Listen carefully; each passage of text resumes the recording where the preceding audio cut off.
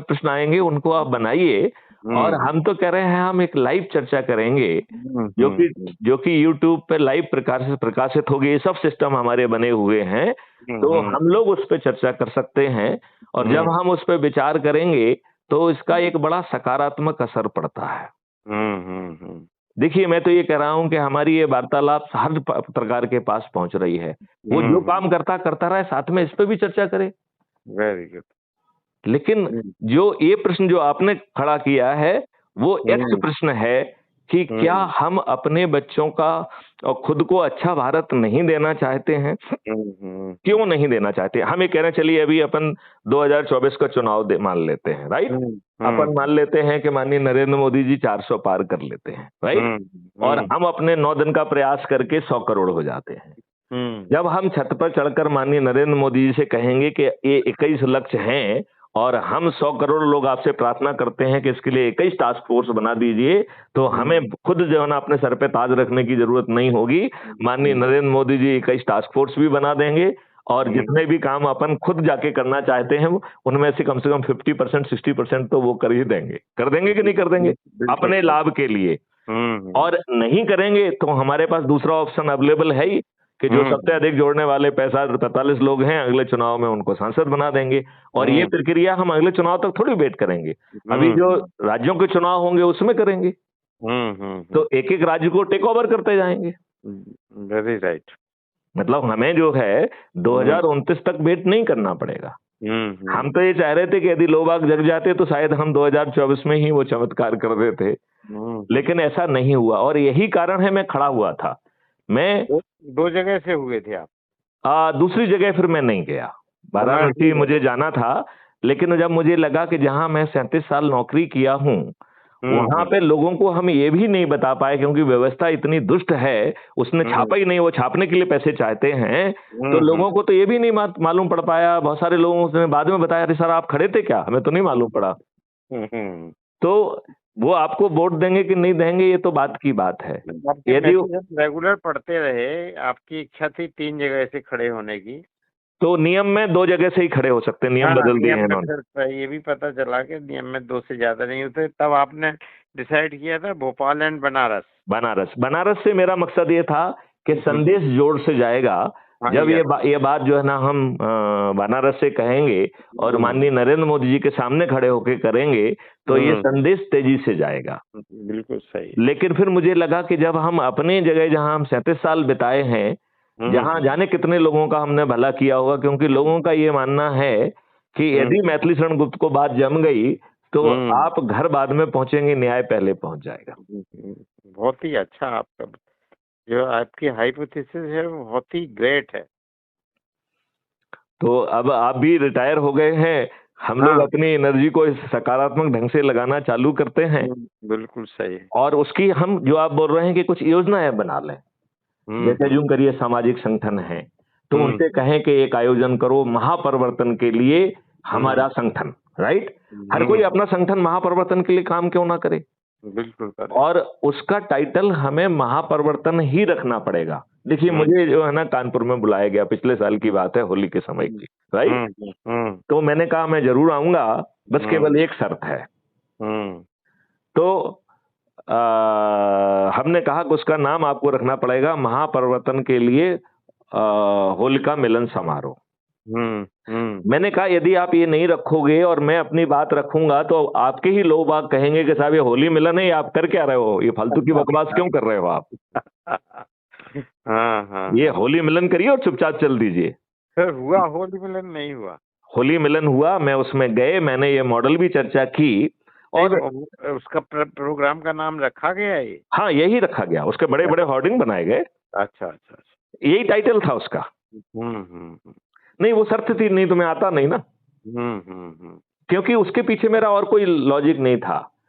हमारे जो विघ्न संतोषी लोग हैं वो फट से कहेंगे, जैसे मान लो आप गायत्री परिवार का कुछ चल रहा है, यदि महापरिवर्तन के लिए गायत्री परिवार ना रखेंगे तो कहेंगे साहब गायत्री परिवार तो अलग बातें करता है भाई, उसका इन सबसे कोई लेना देना नहीं है। तो कुछ लोग हमें ये कहते हुए भी मिलते हैं कि साहब मेरा राजनीति से कोई लेना देना नहीं है। भैया, जिससे आपकी जिंदगी प्रभावित हो रही है, जिससे आपकी दाल रोटी प्रभावित हो रही है, जिससे आपके ऊपर टैक्स लग रहे हैं, जिससे आपके कानून व्यवस्था प्रभावित हो रही है, जिससे आपको पकड़ के जेल भेजा जा रहा है, उससे आपको मतलब क्यों नहीं होना चाहिए?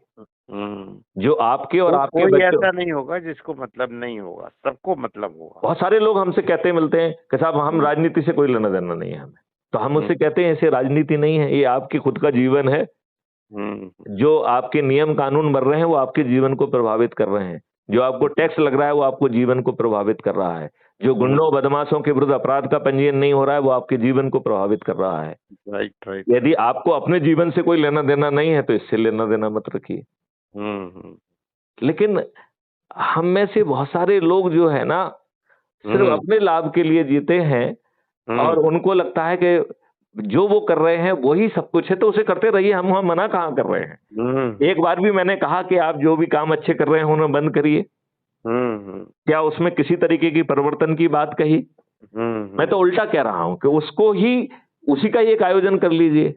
राइट। जैसे मान लो अज्यूम करिए कि आप किसी भी संगठन से जुड़े हुए हैं। जैसे आपने कहा कि महापरिवर्तन के लिए जो है आप प्रोग्राम रख रहे हैं, गायत्री परिवार महापरिवर्तन के लिए RWA कोई अब उसमें क्वेश्चन ये आता है कि महापरिवर्तन से जिनका जो है मोटो डिस्टर्ब होने का होगा वो उस महापरिवर्तन में डिस्टर्बेंस से आएंगे। तो हम ये कह रहे हैं वो ना आए। नहीं हम जनाब। और वो इसके बारे में कुछ एंटी बात कह सकते हैं तो उनका स्वागत है। क्योंकि हमें उनका माइंडसेट पढ़ने की बात मालूम रहेगी और इस माइंडसेट को कट करने के लिए यदि हमें कुछ नियम कानून और कुछ पॉइंट जोड़ना होंगे तो जोड़ लेंगे।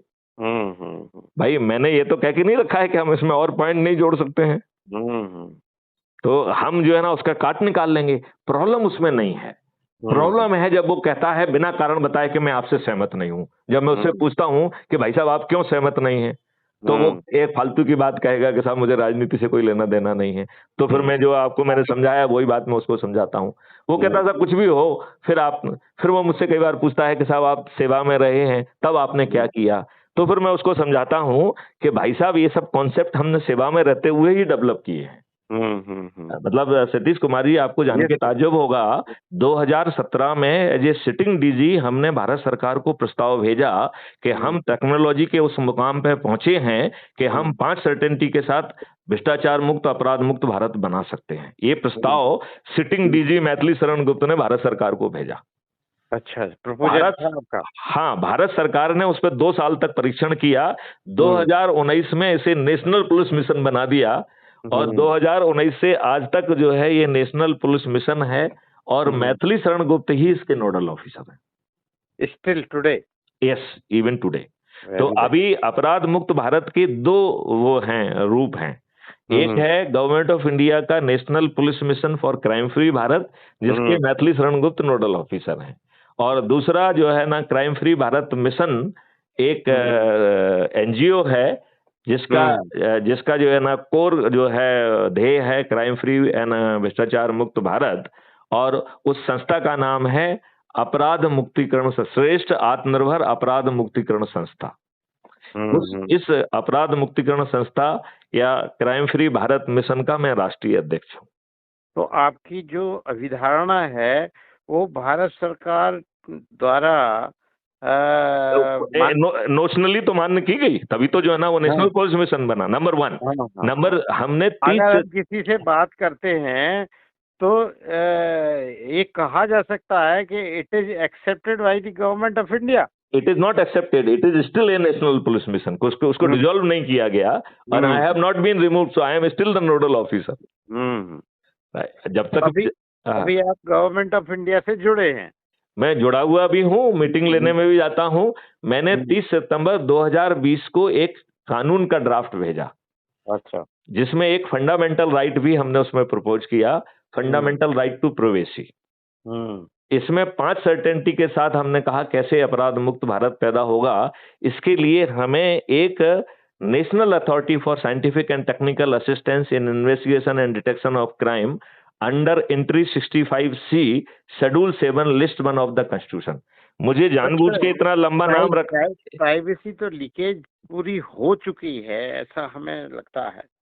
वो तो छोड़ दीजिए, जो हमारे सिस्टम में चित्रगुप्त हम डेवलप कर रहे हैं जिसमें बहुत सारी चीजें आएंगी, हमारे से जुड़े लोग प्राइवेसी को लीक नहीं करेंगे, नहीं तो एक प्राइवेसी को लीक करेंगे 7 साल की सजा है।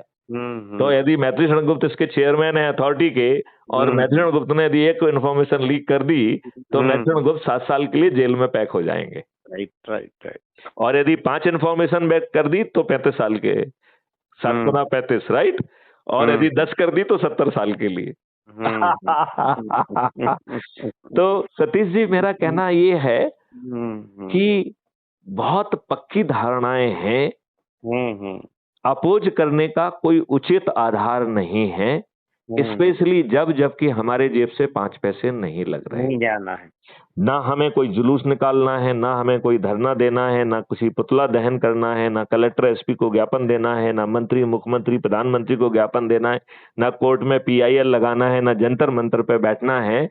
कोई भी पुलिस या प्रशासन आपके ऊपर जो है ना झूठे मुकदमे कायम करके लठ नहीं भांज सकता है। भांज सकता है क्या इसमें? नहीं भांज सकता। तो बताइए फिर है, फुल्ली ट्रांसपेरेंट है।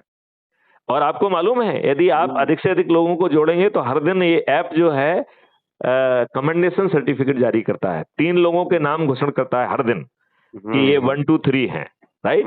फिर जो है यदि आप वीक में देखना चाहते हैं तो 1 2 3 ऑफ द वीक, फिर 1 2 3 ऑफ द मंथ, और 1 2 3 of the today, of the और अप टू, अच्छा, मतलब अप टू नाउ। तो यदि 3 साल हो गए तो 3 साल में अभी 1 2 3 पे कौन चल रहा है। केवल जो है वो उनको हटा देता है जिनको हम कुछ पद दे देते हैं, तो पदधारियों के नाम निकल जाते हैं उसमें से। क्योंकि पदधारियों ने तो लोगों ने 500 1000 लोगों को भी जोड़ा हुआ है। अच्छा। हाँ, जैसे मैंने ही 1600 लोगों को जोड़ा हुआ है। आज मेरी टैली है 1601। तो 1601 लोग मेरे द्वारा सीधे जोड़े गए। नहीं, जैसे आज हम जुड़े हैं शायद। यदि आज आपने अभी ऐप डाउनलोड कर लिया है क्या आपने? अभी नहीं किया। अभी नहीं किया तो अभी आप नहीं जुड़े हैं। जब आप हमारी लिंक से जुड़ जाएंगे तो आप 1602 में हो जाएंगे, 1602 हो जाएंगे आप। राइट। क्योंकि वो नंबर आपको तब मिलेगा ना जब आप जो है ना जुड़ेंगे और उसमें आएगा